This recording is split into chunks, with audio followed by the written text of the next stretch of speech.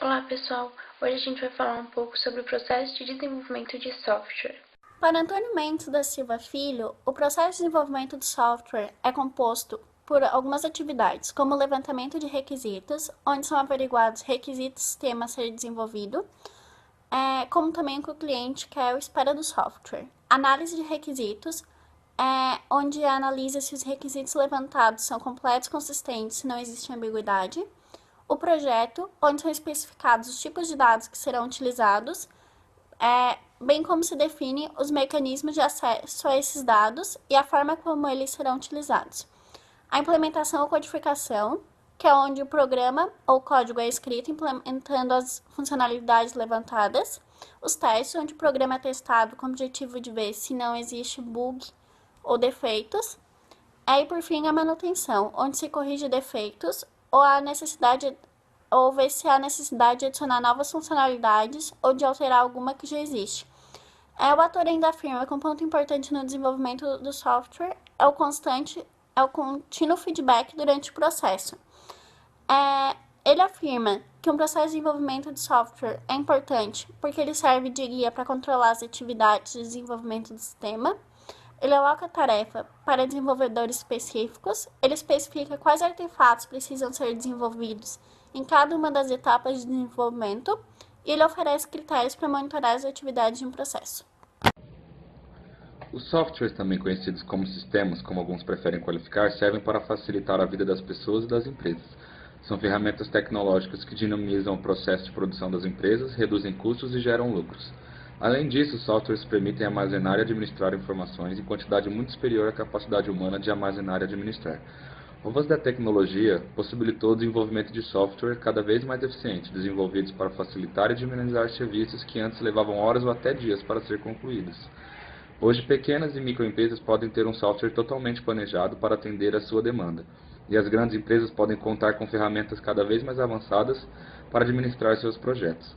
A decisão de desenvolver ou comprar é uma antiga questão gerencial. Em princípio, nas organizações em geral, públicas ou privadas, a decisão de desenvolver ou comprar tende pela racionalidade econômica, que inclui aspectos de custos, qualidade e disponibilidade dos bens fabricados e serviços prestados pelo mercado. Se há disponibilidade de bens ou serviços no mercado, em volumes confortáveis, com qualidade igual ou superior ao que a organização é capaz de produzir, e a preço mais vantajoso que os de custo de produção própria, a opção pela contratação externa é clara, pois melhora os resultados da organização. E tendo por último, a terceirização, que é um processo de gestão pelo qual se repassam algumas atividades para terceiros, com os quais se estabelece uma relação de parceria, ficando a empresa concentrada apenas em tarefas essencialmente ligadas ao negócio que atua. Para o sistema ser válido, devem ser observadas as necessidades a curto, médio e longo prazo, bem como os custos e o retorno que a empresa terá.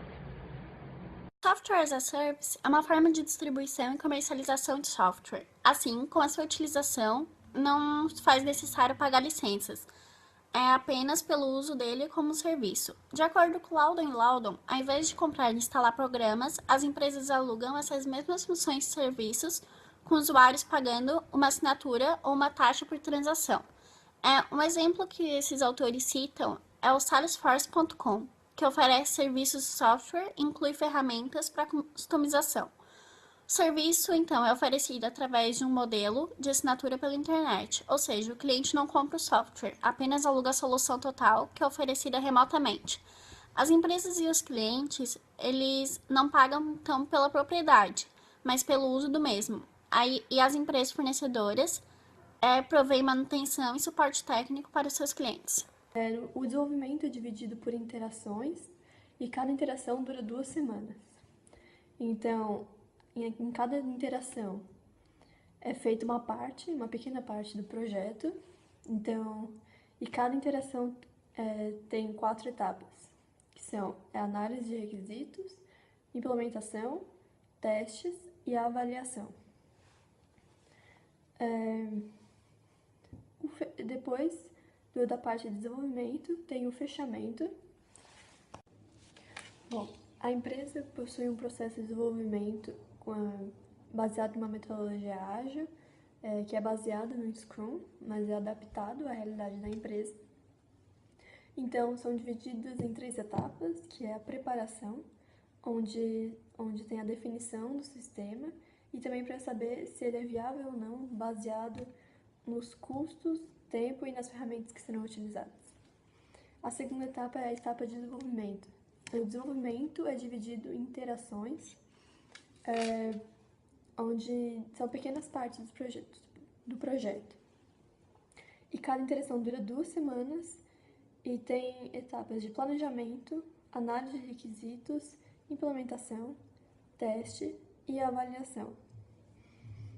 Logo após o desenvolvimento, tem o fechamento, que é onde é feita a avaliação do resultado e a preparação para o lançamento comercial do sistema. Como a empresa vende software fechado, em caixa, em uma caixinha, o cliente não é feito um software personalizado para o cliente. É vendido igual para todo mundo.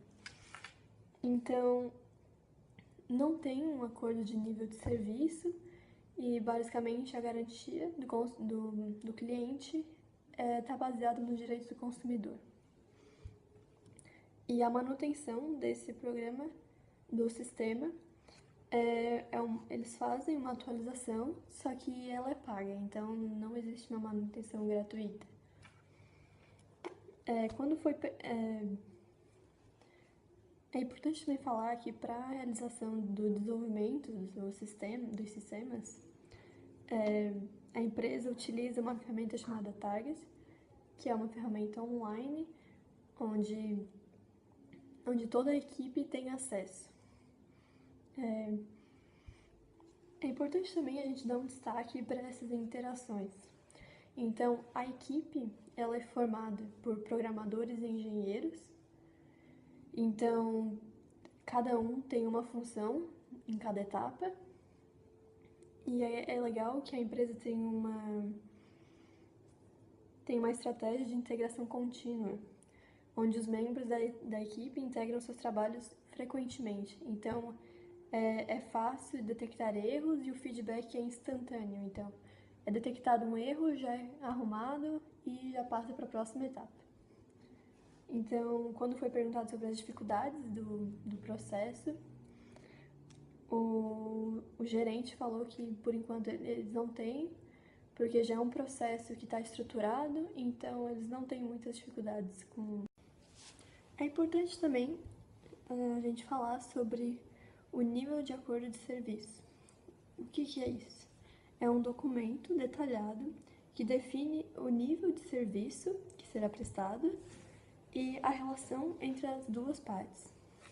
Então, por exemplo, nele está contida a garantia, como que vai funcionar, manutenção e a descrição do sistema, do projeto que foi feito.